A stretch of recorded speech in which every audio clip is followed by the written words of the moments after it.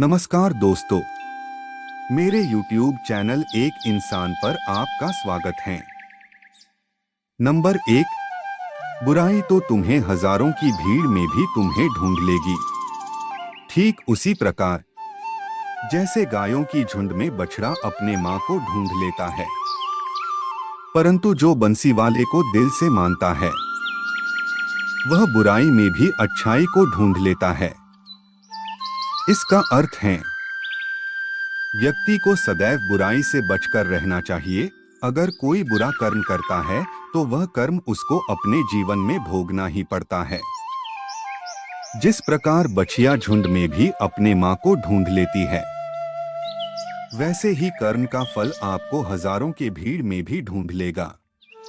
Number 2, Madhav कहते हैं, किसी जीव को कष्ट देकर आप मुझे खुश नहीं देख सकते हो। इसका अर्थ है श्री कृष्ण जगत के स्वामी हैं, वह कण कण में निवास करते हैं।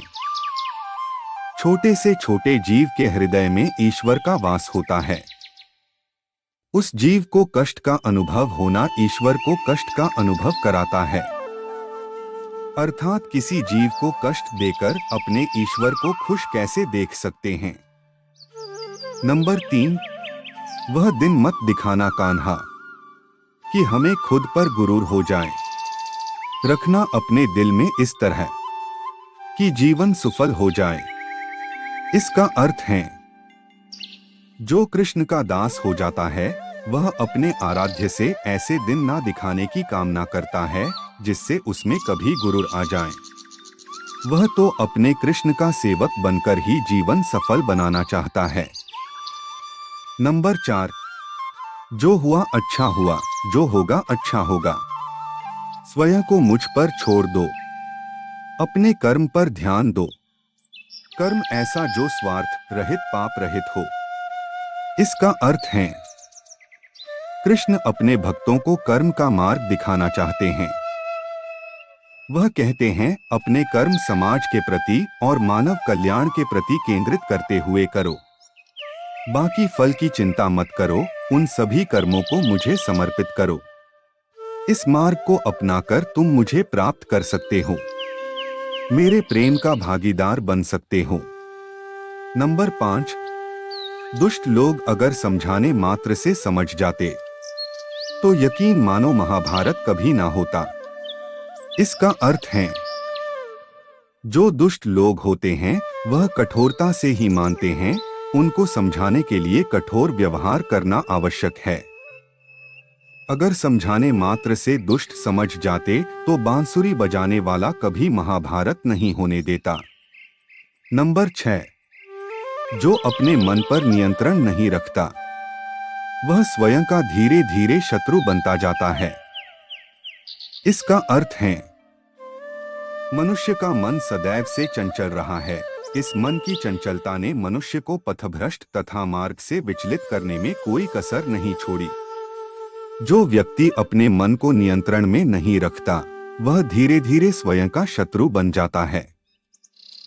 नंबर 7, ज्यादा हंसने और बोलने वाला व्यक्ति अगर चुप हो जाए तो मान लेना वह भीतर से टूट चुका है।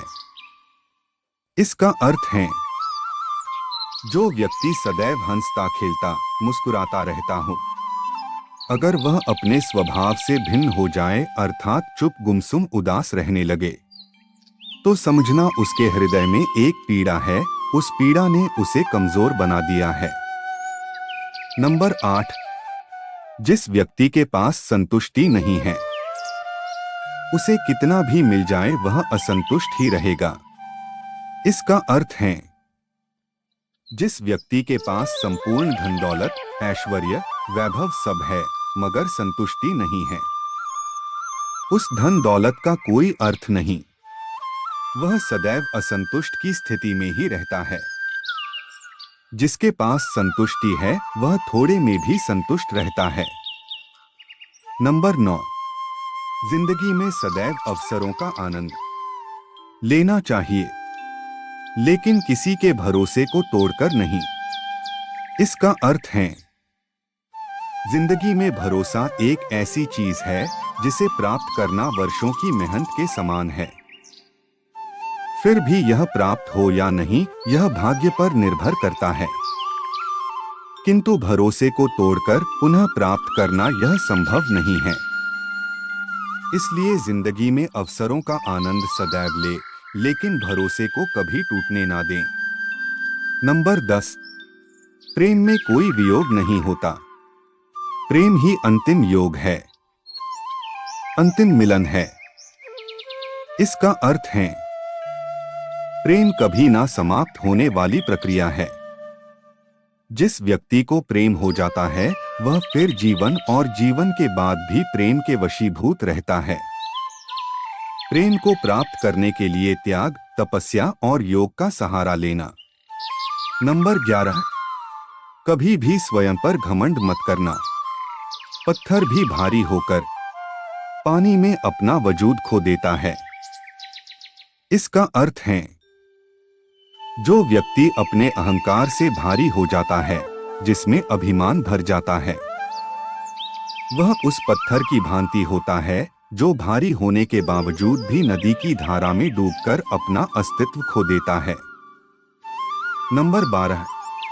अगर ईश्वर तुम्हें ज्यादा प्रतीक्षा करवा रहे हैं, हो सकता है जितना तुमने मांगा उससे ज्यादा देने वाला हो।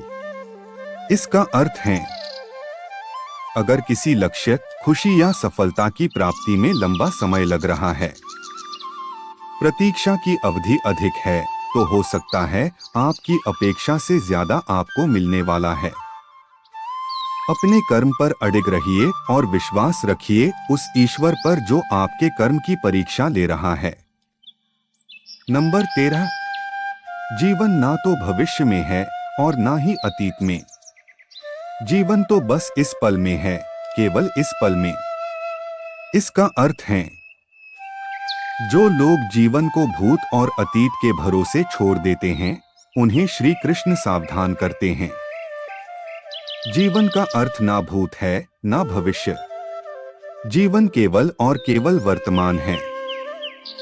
इसलिए वर्तमान में अपने जीवन को आनंद पूर्वक जिए। निस्वार्थ कर्म को अपने जीवन में अपनाएं। नंबर 14। मैं विधाता होकर भी विधि के विधान को नहीं टाल सका। मेरी चाह राधा थी और चाहती मुझको मीरा थी, पर मैं हो रुक्मणी का गया। इसका अर्थ है जो विधाता के लेख में होता है उसी का फल हमें मिलता है। विधि के विधान को स्वयं ईश्वर भी नहीं टाल सकते।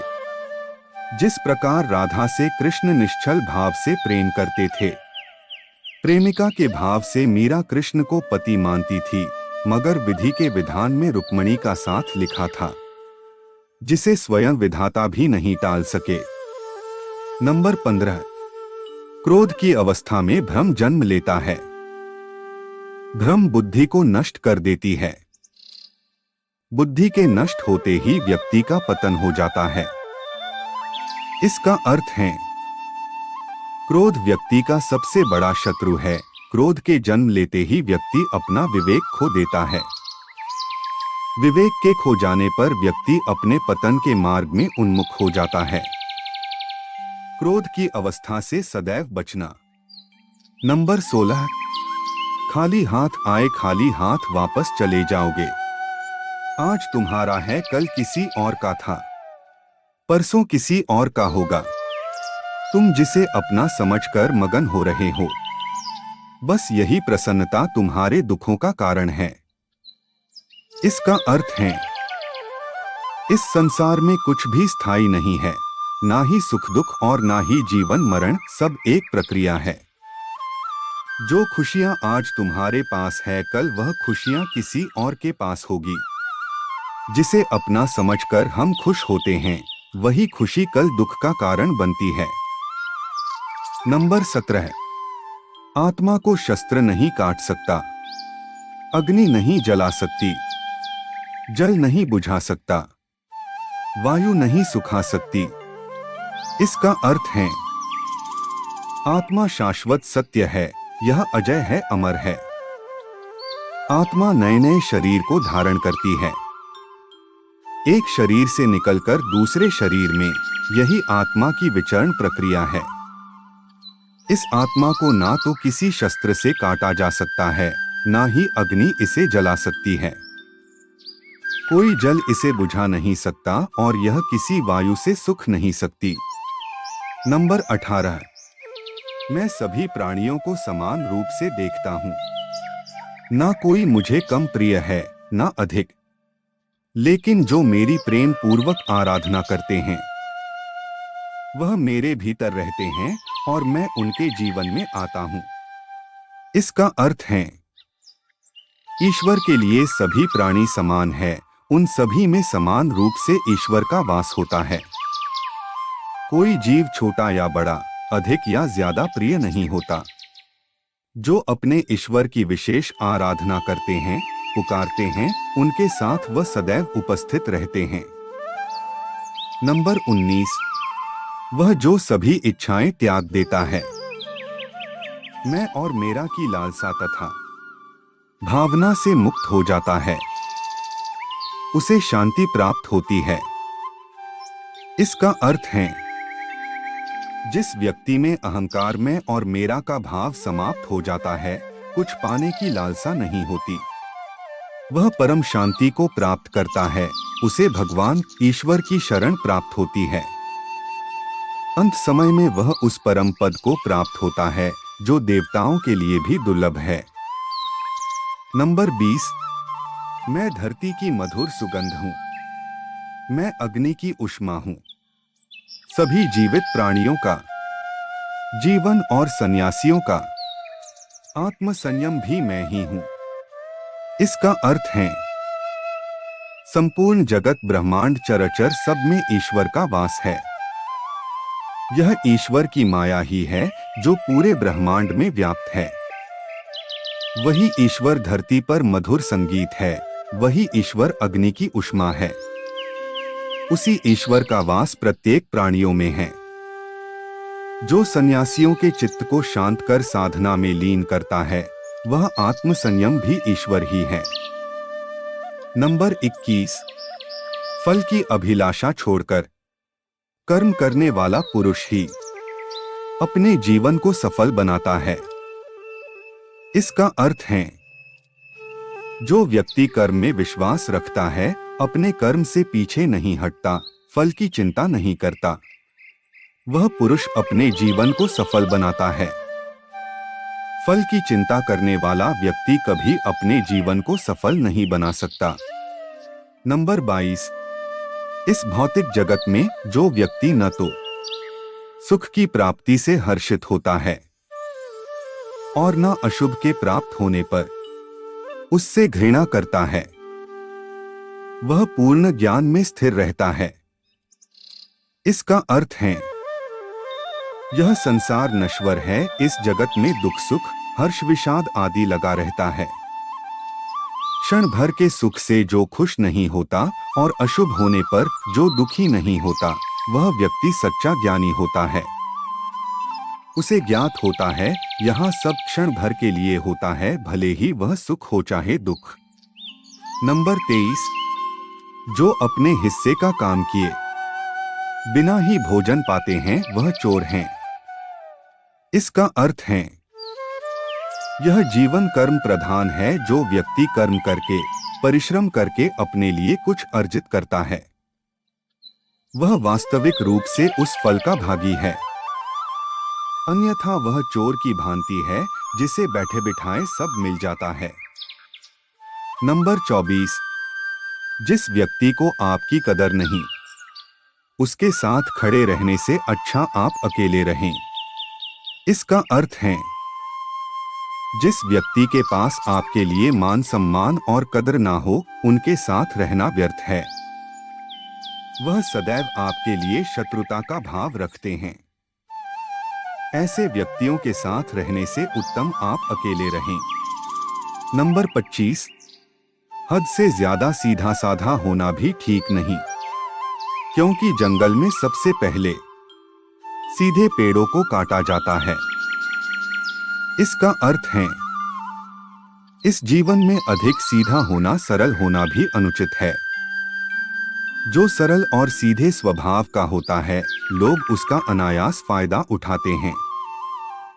नंबर 26। दिव्यता केवल शक्तिशाली होने में नहीं, बल्कि वास्तविक दिव्यता दूसरों में शक्ति जागृत करने में है। इसका अर्थ है, दिव्यता को प्राप्त करने वाला व्यक्ति शक्तिशाली तब तक नहीं हो सकता जब तक वह दूसरों के हित में ना हो। वह व्यक्ति दूसरों को दिव्य बनाए, इसमें उसके शक्तिशाली होने का परिचय मिलता है। नंबर 27। जिंदगी के इस रण में खुद ही कृष्ण, खुद ही अर्जुन बनना पड़ता है। रोज अपना ही सारथी बनकर जीवन के महाभारत से लड़ना पड़ता है। इसका अर्थ है, यह जीवन एक रणभूमि है, यहाँ निरंतर संघर्षों का सामना करना पड़ता है। इस संघर्ष रूपी महाभारत में स्वयं अपना सारथी, अपना मार्गदर्शक और योद्धा बना होता है। नंबर 28। अच्छी किस्मत के लोग थोड़ा भी बुरा होने पर भगवान को कोसते हैं और बुरी किस्मत के लोग थोड़ा भी अच्छा होने पर भगवान का स्मरण और धन्यवाद करते हैं। इसका अर्थ है, जिनकी किस्मत अच्छी होती है, जिनके पास किसी साधन की कोई कमी नहीं होती, वह थोड़ा सा भी कष्ट नहीं झेलते। थोड़ी सी भी कमी होने पर भगवान को कोसते हैं। वहीं जिनके पास अभाव होता है, जिनके पास साधन की कमी होती है, उनके पास थोड़ी सी भी बरकत हो या खुशी मिले, वह भगवान को धन्यवाद करते हैं। नंबर 29। जन्म लेने वाले के लिए मृत्यु उतनी ही निश्चित है जितना कि मृत होने वाले के लिए जन्म लेना। इसलिए जो अपरिहार्य है उस पर शोक मत करो। इसका अर्थ है, यह पृथ्वी नश्वर है, यहाँ सब कुछ गतिमान है। जिस प्रकार सुख दुख जीवन में आता जाता है, उसी प्रकार मृत्यु और जन्म यहाँ लगा रहता है।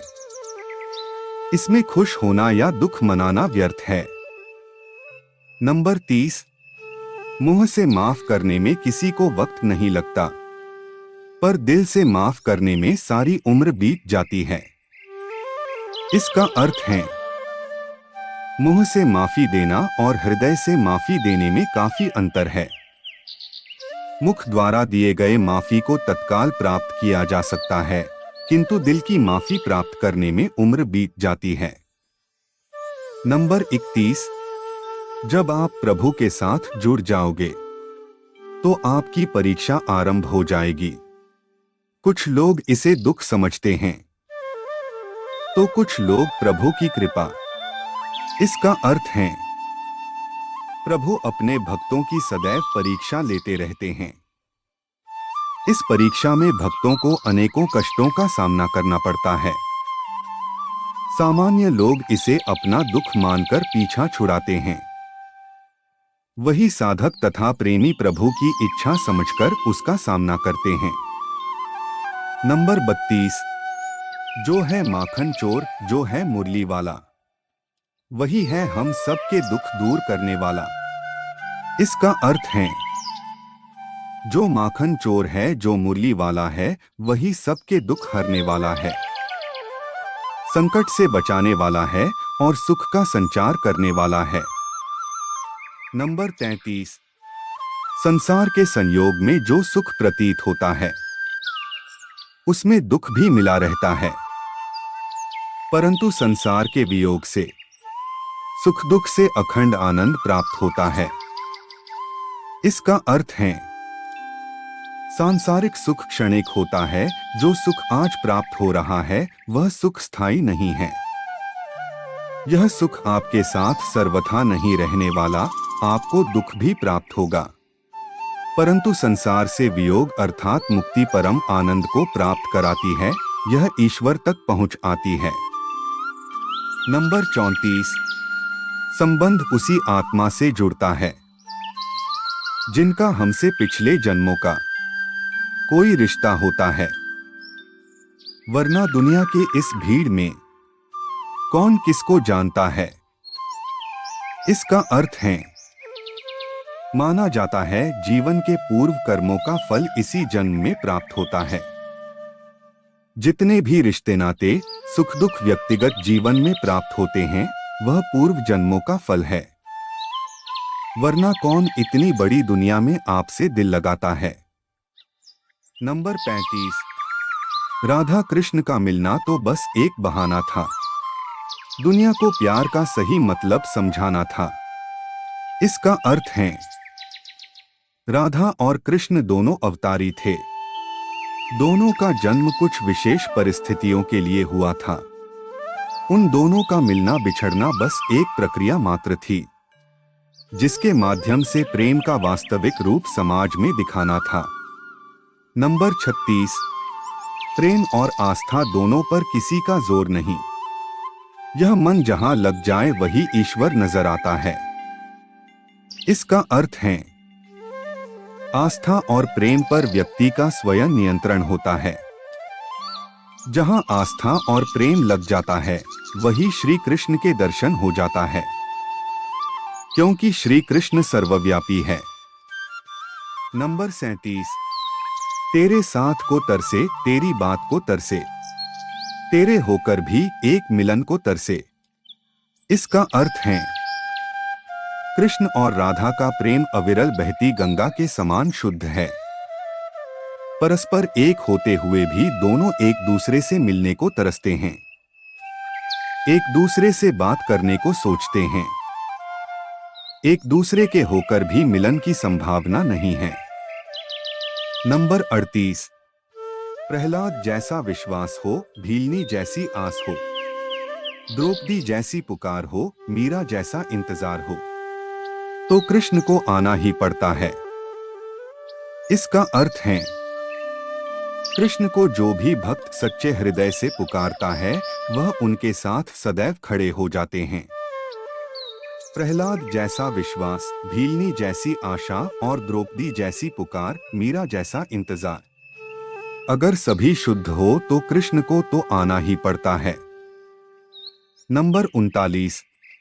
जीवन में आधे दुख इस कारण जन्म लेते हैं, क्योंकि उनसे आशाएं बड़ी होती है।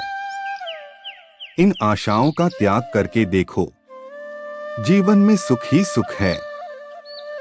इसका अर्थ है, आशाएं व्यक्ति को दुख के मार्ग पर ले जाती है। आशाएं बड़ी प्रबल होती है।